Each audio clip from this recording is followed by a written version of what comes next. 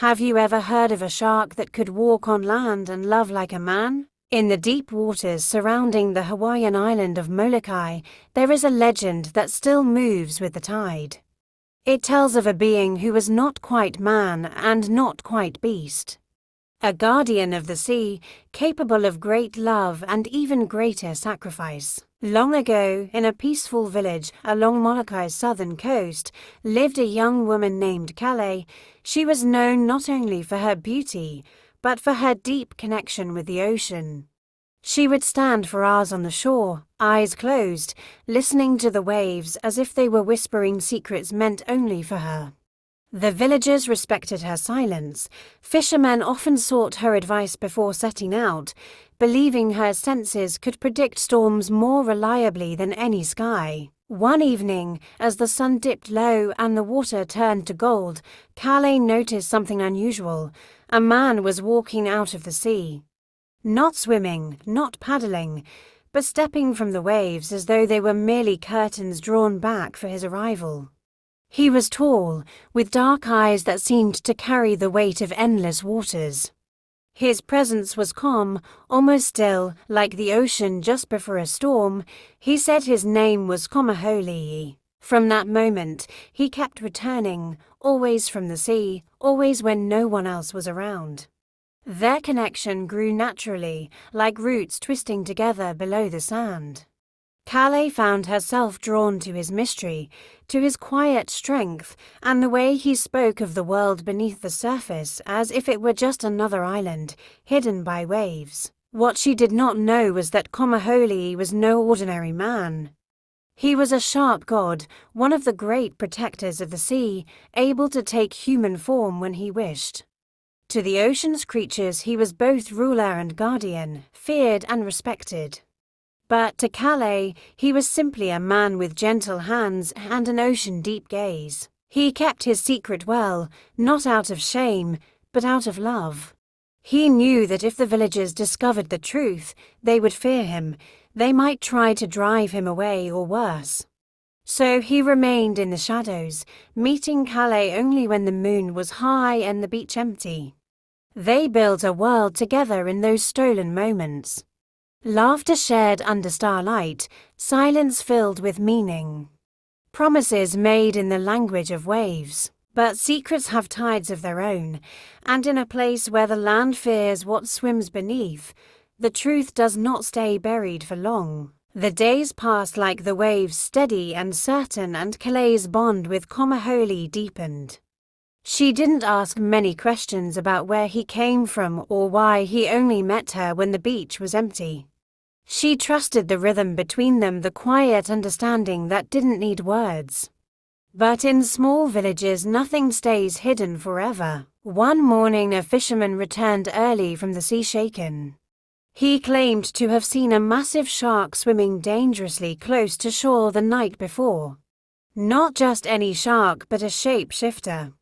A creature with eyes to human movements to deliberate. Whispers spread through the village like wind through palm leaves. Stories of old shark gods came rushing back from memory. Of beings who could walk among humans and deceive them.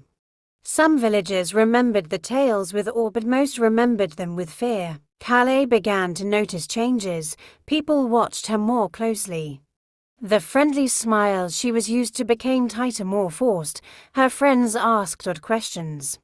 Had she been alone lately? Had she seen anything strange near the beach? Her heart pounded with each one. She knew they were getting close to the truth. That night when Kamohoalii emerged from the sea, his face was grave. He had heard the whispers too. He told Kale that the time for hiding was almost over. If they stayed, if they kept meeting, there would be consequences. People would not see love, they would see danger. Kale refused to believe it. She begged him to stay. She said they could be careful, meet farther down the coast away from the village.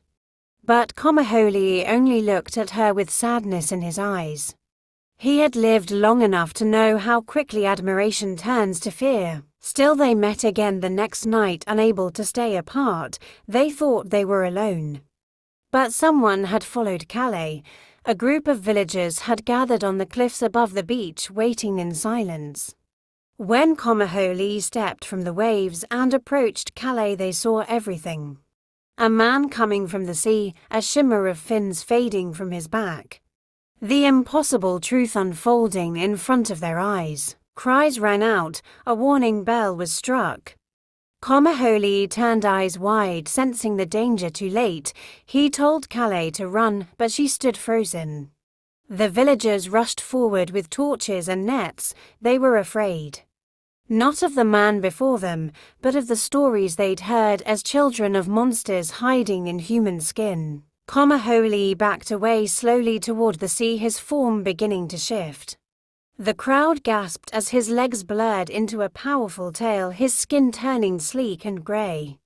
He glanced back once at Calais, his gaze full of sorrow, then dove into the ocean just as the first net was thrown. The waves closed over him. Silence followed. Calais stood alone on the sand, heartbroken, arms still outstretched toward the sea. After that night, the village of Molokai was never the same. The beach where Kamohoalii had walked ashore became a place of silence.